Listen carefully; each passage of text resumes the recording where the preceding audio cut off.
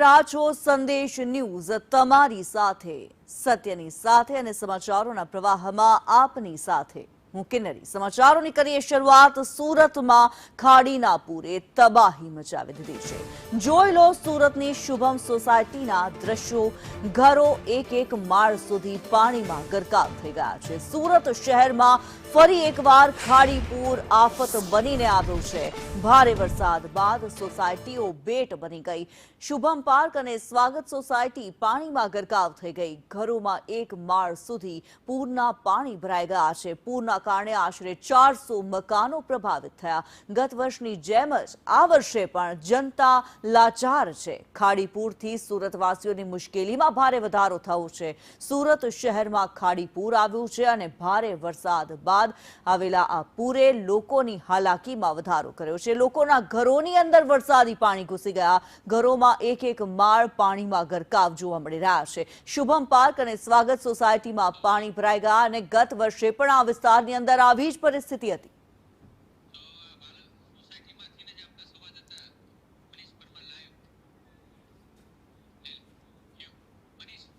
સંવાદદાતા મનીષ પરમાર આજે પરિસ્થિતિ ઊભી થઈ છે તેનો ચિતાર દર્શાવી રહ્યા છે। મનીષ, સુરતમાં ખાડીપૂરથી હાલાકીના દ્રશ્યો।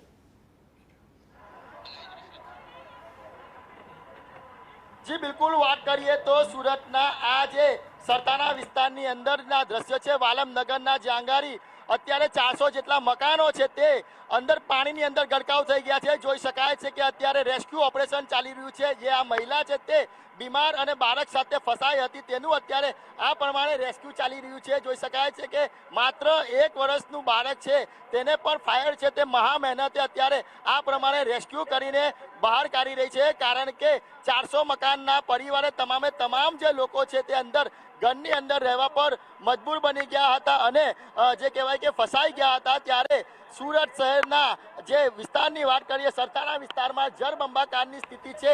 ખાડીપૂરના કારણે લોકો ફસાઈ ગયા છે અને લોકોની વહારે ફાયર આવ્યું છે। ફાયર સતત રાત દિવસ મહેનત કરીને આ પ્રમાણે અત્યારે જે કહેવાય કે લોકોના અંદરથી બહાર કાઢી રહી છે। ફાયર અધિકારી છે તેમની સાથે વાત સાહેબ, કઈ રીતે અત્યારે રેસ્ક્યુ? અત્યારે એક છ મહિનાની બાળકી હતી, એમને અમે રેસ્ક્યુ કરી રહ્યા છે। સામને છે એમને અમે બચાવવા માટે આવ્યા હતા। કંઈક બીમાર હતી, અમને કોલ મળેલો ને અમે રેસ્ક્યુ કરેલ છે। બિલકુલ, તો બાળક છે અને માતા પિતા છે હેરાન થઈ ગયા હતા અને ફાયરને કોલ કરવામાં આવ્યો હતો। ફાયર છે તે તાત્કાલિક અસરથી પહોંચી હતી। ભાઈ, શું કહેશો, ફાયરની કેટલી મહેનત છે? 100%। એમને મજા બગડી ગઈ, તાવ આવી ગયો તો એનું રેસ્ક્યુ કર્યું છે, સહી સલામત બહાર નીકળી ગયા। બેન, શું કહેશો, બાળક કઈ રીતે બીમાર હતો? 100% રિઝલ્ટ છે બેન। બહુ પાણી આવી ગયા છે, ગળે લગી પાણી છે। બાળકને તાવ આવી ગયો છે એટલે બહાર નીકળાય એમ નહોતું, તે માટે મ્યુનિસિપાલિટી વાળાએ અમારી સારી સર્વિસ આપી છે। અંદર તો બધા જ ઘર માળિયા લગી પાણી આવી ગયું છે। અમે 2 દિવસથી અંદર જ છવી। બિલકુલ, છેલ્લા 2 દિવસથી જે આ પરિવાર છે તે બીમારીની અંદર ફસાયું હતું અને અત્યારે પણ જોઈ શકાય છે કે તમામ જે લોકો છે તે પહેલા માળ પર રહેવા પર મજબૂર બન્યા છે। કારણ કે આ વિસ્તારની અંદર ખાડીપૂર આવી ગયું છે। ખાડીપૂરના કારણે લોકો છે તે ઘરમાં કેદ થઈ જવા પર મજબૂર બન્યા છે। કારણ કે દર વર્ષની આ સ્થિતિ છે, એક માળ લગીને પાણી ભરાયું છે। તમામ જે લોકો છે તેની ઘર વખરી પણ જ્યાં પાણીની અંદર ગરકાવ થઈ ગઈ છે। તમામના સાધનો છે તે જે બગડી ગયા છે, એ ટીવી હોય કે ફ્રીજ હોય, તમામ જે લોકો છે તેના વાહનો છે તે પાણીની અંદર ગરકાવ થઈ ગયા છે। અત્યારે પણ પાણીનું સતત વહેણ છે, પરંતુ ફાયર વિભાગ છે તે સતત છે તે મહેનત કરી રહ્યું છે। તમામ જે લોકોને છે તે અત્યારે રેસ્ક્યુ કરવામાં આવી રહ્યા છે। આશરે જે સુરત શહેરની વાત કરીએ તો 100 થી વધુ લોકોનું જે છે તે રેસ્ક્યુ કરવામાં આવ્યું છે। એટલે કહેવાય કે સુરતની હાલત છે તે બદતર થઈ ગઈ છે અને સતત છે તે લોકો હેરાન પરેશાન થઈ રહ્યા છે। અત્યારે જોઈ શકાય છે કે આ દુકાનો હોય કે મકાનો હોય, તમામ જે લોકો છે તે અત્યારે આ પ્રમાણે રહેવા પર મજબૂર બન્યા છે। જીવના જોખમે તમામ જે લોકો છે તે અત્યારે આ પ્રમાણે સુરત શહેરની સોસાયટીમાં પણ રહેવા પર મજબૂર બન્યા છે।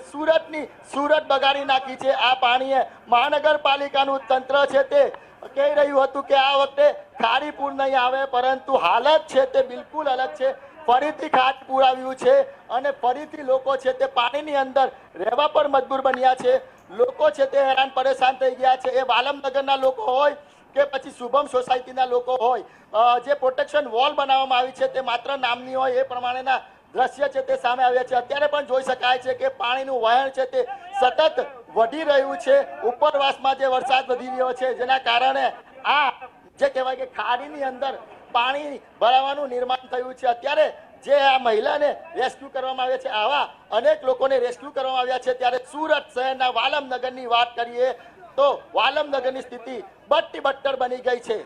તો અત્યારે આ પ્રમાણે જોઈ શકાય છે કે બાળકનું રેસ્ક્યુ, ભગવાન જે કૃષ્ણનું રેસ્ક્યુ કરવામાં આવ્યું હતું એ પ્રમાણેનું દ્રશ્ય છે તે સામે છે આવ્યું છે. આ બાળકને અત્યારે જોઈ શકાય છે કે અત્યારે જે અંદર મૂકવામાં આવી રહ્યું છે અને સહી સલામત છે તે ઉતારવામાં આવી રહ્યું છે. એટલે સુરત શહેરના દ્રશ્ય છે, સુરતના વાલમનગરના, જ્યાં આગળ તમામ જે લોકો છે તે અત્યારે આ પ્રમાણે રહેવા પર મજબૂર બન્યા છે. સુરત શહેરની વાત કરીએ તો ગઈકાલે પણ સુરત શહેરમાં પાણી આવ્યું હતું, જેના કારણે લોકો હેરાન પરેશાન થયા હતા. જી બિલકુલ મનીષ, જે પ્રમાણે દ્રશ્યો સામે આવી રહ્યા છે આ તો માત્ર એક વિસ્તાર કે એક સોસાયટીની વાત છે. આવી કેટલી સોસાયટીઓની અંદર લોકો હાલ મુશ્કેલીમાં મુકાયેલા છે અને કેટલા લોકોનું રેસ્ક્યુ કરવામાં આવી રહ્યું છે, કેટલા લોકો ફસાયેલા છે, કારણ કે ઘણા બધા લોકો પહેલા માળે આશરો લીધેલા જોવા મળી રહ્યા છે. જે બીજા માળે, પહેલો માળ આખો જ્યારે પાણીમાં ગરકાવ થયો છે, ગ્રાઉન્ડ ફ્લોર પાણીમાં ગરકાવ થયો છે, ત્યારે બીજા માળે લોકો અત્યારે ફસાયેલા છે.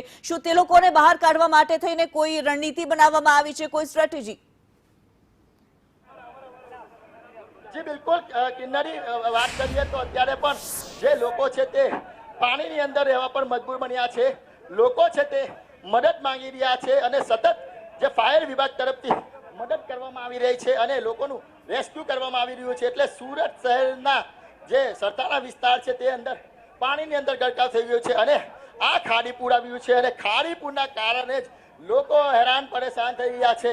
જે સડકો પર વાહનો ચાલતા હતા એની જગ્યા પર અત્યારે જોઈ શકાય છે કે નાવડીઓ ચાલી રહી છે. એટલે સુરત શહેરના હાલ છે તે બેહાલ થઈ ગયા છે અને લોકો છે તે હેરાન પરેશાન થઈ ગયા છે અને હવે લોકોની મદદ છે તે ફાયર વિભાગ તરફથી કરવામાં આવી રહી છે અને ફાયર વિભાગ છે તે સતત છે તે લોકોની મદદ કરી રહ્યું છે અને કેટલાક લોકોનું અત્યારે રેસ્ક્યુ કરવામાં આવી રહ્યું છે. જી બિલકુલ, અને મનીષ, જાણવા માંગીશું જે પ્રમાણે સામે આવી રહ્યું છે, લોકો કહી રહ્યા છે બે દિવસથી આ પાણી ભરાયેલા છે, લોકો અત્યારે મુશ્કેલીમાં છે, ત્યારે તેમના ભોજન હોય કે પછી પીવાના પાણીની કોઈ વ્યવસ્થા કરવામાં આવી છે તંત્ર દ્વારા? કઈ રીતે જીવી રહ્યા છે આ 2 દિવસથી?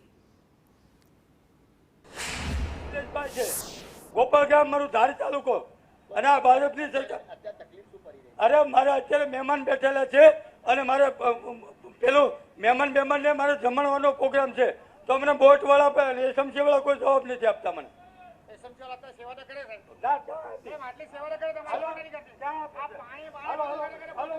પાણી આવે છે, બધું આવે છે.